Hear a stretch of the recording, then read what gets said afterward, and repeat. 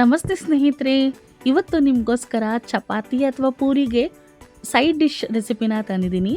ಇದನ್ನು ನೀವು ಖಂಡಿತ ಮನೆಯಲ್ಲಿ ಟ್ರೈ ಮಾಡಿರ್ತೀರಾ, ಆದರೆ ಈ ಒಂದು ವಿಧಾನದಲ್ಲಿ ಒಮ್ಮೆ ಟ್ರೈ ಮಾಡಿ ನೋಡಿ, ತುಂಬಾ ಚೆನ್ನಾಗಿ ಬರುತ್ತೆ, ಹಾಗೆ ಇಷ್ಟಪಟ್ಟು ತಿಂತೀರಾ. ಹಲಸಂದೆ ಪಲ್ಯವನ್ನು ಮಾಡ್ತಾಯಿದ್ದೀವಿ. ಇದನ್ನು ಲಾಂಗ್ ಬೀನ್ಸ್ ಅಂತ ಹೇಳಿ ಕೂಡ ಕರೀತಾರೆ. ಅದನ್ನು ನಾನಿಲ್ಲಿ ಊರಿಂದ ನಾವು ತಂದಿದ್ವಿ ಅಂತ ಹೇಳಿ ಚೆನ್ನಾಗಿ ವಾಶ್ ಮಾಡಿ ಇಟ್ಕೊಂಡು, ಈಗ ನೋಡಿ ಈ ರೀತಿಯಾಗಿ ಕಟ್ ಮಾಡಿ ಇಟ್ಕೊಂಡಿದ್ದೀವಿ. ಮತ್ತು ಇದನ್ನು ನಾವಿಲ್ಲಿ ಈ ರೀತಿಯಾಗಿ ಕೂಗಿಸ್ಕೊಳ್ತಾ ಇದ್ದೀವಿ. ನೀವು ಬೇಕಿದ್ರೆ ಇನ್ನೊಂದು ವಿಧಾನದಲ್ಲೂ ಸಹಿತ ಮಾಡಬಹುದು, ಅದು ಏನು ಅಂತ ಹೇಳಿ ನಿಮಗೆ ಮುಂದೆ ಹೇಳ್ತೀನಿ. ಈಗ ನಾನು ಇದನ್ನೆಲ್ಲ ಕುಕ್ಕರ್ಗೆ ಹಾಕ್ಕೊಂಡು ಇದಕ್ಕೆ ಬೇಯೋದಕ್ಕೆ ಎಷ್ಟು ಬೇಕೋ ಅಷ್ಟು ನೋಡಿಕೊಂಡು ಸ್ವಲ್ಪ ನೀರನ್ನು ಸೇರಿಸ್ಕೊಳ್ತಾ ಇದ್ದೀವಿ.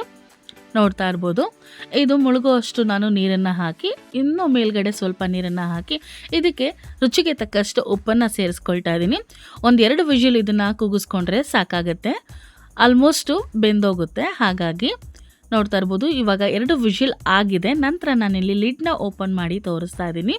ಈಗ ಇದು ಬೆಂದಿದೆ. ಇಲ್ಲಿ ನಾನು ನೀರನ್ನು ಶೋಧಿಸ್ಕೊಂಡು ಸಪ್ರೇಟ್ ಮಾಡಿ ಇಟ್ಕೊಳ್ತಾ ಇದ್ದೀನಿ. ಈಗ ಇದಕ್ಕೆ ಒಂದು ಒಗ್ಗರಣೆನ ಕಟ್ಕೊಳ್ಳೋಣ. ಅದಕ್ಕೂ ಮುಂಚೆ ಒಂದು ಮಸಾಲೆನ ರೆಡಿ ಮಾಡ್ಕೊಳ್ಬೇಕು. ಅದೇನು ಅಂತ ಹೇಳಿ ನಿಮಗೆ ತೋರಿಸ್ತಾ ಇದ್ದೀನಿ. ಒಂದು ಮಿಕ್ಸಿ ಜಾರ್ಗೆ 1 ಕಪ್ ಆಗೋಷ್ಟು ಕಡಲೆ, ಹಾಗೆ 1 ಕಪ್ ಆಗೋಷ್ಟು ಕಡಲೆ ಬೀಜ, ಖಾರಕ್ಕೆ ಒಣಮೆಣಸಿನ್ಕಾಯಿನ ಹಾಕಿ ನೀರನ್ನು ಸೇರಿಸ್ಕೊಳ್ದೇನೆ ಇದನ್ನು ಸ್ವಲ್ಪ ತರಿಯಾಗಿ ರುಬ್ಕೊಳ್ಬೇಕು. ನೋಡ್ತಾ ಇರ್ಬೋದು, ಈ ರೀತಿಯಾಗಿ ರುಬ್ಕೊಂಡ್ರೆ ಸಾಕಾಗತ್ತೆ. ಈ ಒಂದು ರುಬ್ಬಿರೋಂತಹ ಮಿಶ್ರಣವನ್ನು ನಾನಿಲ್ಲಿ ಪಕ್ಕಕ್ಕೆ ಇಟ್ಕೊಳ್ತಾ ಇದ್ದೀನಿ. ಈಗ ಇದಕ್ಕೆ ಒಗ್ಗರಣೆನ ಹಾಕ್ಕೊಳ್ಳೋಣ.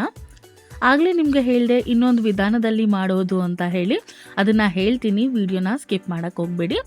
ಈಗ ಇದಕ್ಕೆ 2 ಸ್ಪೂನ್ ಆಗೋಷ್ಟು ಎಣ್ಣೆನ ಹಾಕ್ಕೊಂಡಿದ್ದೀನಿ. ನಂತರ 1 ಸ್ಪೂನ್ ಆಗೋಷ್ಟು ಸಾಸಿವೆ, 1 ಸ್ಪೂನ್ ಆಗೋಷ್ಟು ಜೀರಿಗೆನ ಹಾಕಿ, 1 ಈರುಳ್ಳಿನ ನಾನಿಲ್ಲಿ ಸ್ಲೈಸ್ ಆಗಿ ಕಟ್ ಮಾಡಿ ಹಾಕೊಳ್ತಾ ಇದ್ದೀನಿ. ಈಗ ಇದನ್ನೆಲ್ಲ ನೀಟಾಗಿ ಬಾಡಿಸ್ಕೊಳ್ಳೋಣ. ಇನ್ನೊಂದು ವಿಧಾನದಲ್ಲಿ ಹೇಗೆ ಅಂತ ಹೇಳಿದ್ರೆ, ನಾವು ಈಗ ಕುಕ್ಕರ್ನಲ್ಲಿ ಕೂಗಿಸ್ಕೊಂಡ್ವಲ್ವ, ಆ ರೀತಿ ಮಾಡ್ದೇನೆ ಬೇಗ ಮಾಡ್ಕೊಳ್ಬೇಕು ಅಂತ ಹೇಳಿ ನಾನು ಇಲ್ಲಿ ಈ ಒಂದು ವಿಧಾನದಲ್ಲಿ ಮಾಡ್ತಾ ಇದ್ದೀವಿ. ಇನ್ನೊಂದು ವಿಧಾನದಲ್ಲಿ ಮಾಡೋವಾಗ ನೀವು ಈ ರೀತಿಯಾಗಿ ಒಗ್ಗರಣೆ ಹಾಕಿದ ನಂತರನೇ ನೀವು ಅಲಸಂದೆಕಾಯಿನ ಹಾಕೊಳ್ಬೋದು. ಹಾಕಿ ಅದಕ್ಕೆ ಸ್ವಲ್ಪ ನೀರನ್ನು ಸೇರಿಸಿ ಆ ಒಂದು ನೀರಿನಲ್ಲೇ ಕುದಿಸ್ಬಿಟ್ಟು ನೀವು ಪಲ್ಯನ ಮಾಡ್ಕೊಳ್ಬೋದು. ಅದಕ್ಕೆ ಸ್ವಲ್ಪ ಖಾರ ಮಸಾಲೆ ಏನಾದರೂ ಹಾಕಿದ್ರೆ ಸಾಕಾಗುತ್ತೆ, ಪಲ್ಯ ರೆಡಿ ಆಗುತ್ತೆ. ಆದರೆ ನಾನಿಲ್ಲಿ ಸಮಯ ಸ್ವಲ್ಪ ಕಮ್ಮಿ ಇತ್ತು ಅಂತ ಹೇಳಿ ಈ ಒಂದು ವಿಧಾನದಲ್ಲಿ ಮಾಡ್ತಾ ಇದ್ದೀವಿ. ಆಗಲೇ ರುಬ್ಬಿ ಇಟ್ಕೊಂಡಿರೋಂತಹ ಮಿಶ್ರಣ, ಸ್ವಲ್ಪ ಉಪ್ಪನ್ನು ಹಾಕಿ ಅದೇ ಒಂದು ಮಿಶ್ರಣಕ್ಕೆ ಸ್ವಲ್ಪ ನೀರನ್ನು ಆಗಲೇ ನಾವು ಕುದಿಸಿ ಇಟ್ಕೊಂಡಿದ್ವಲ್ಲ, ಅದೇ ನೀರನ್ನು ನಾನು ಇಲ್ಲಿ ಬಳಸ್ತಾ ಇದ್ದೀವಿ. ನೀರನ್ನು ನೀವು ನಿಮಗೆ ಪಲ್ಯ ಯಾವ ಒಂದು ಕನ್ಸಿಸ್ಟೆನ್ಸಿಯಲ್ಲಿ ಬೇಕೋ ನೋಡಿಕೊಂಡು ನೀವು ನೀರನ್ನು ಸೇರಿಸ್ಕೊಳ್ಬಹುದು.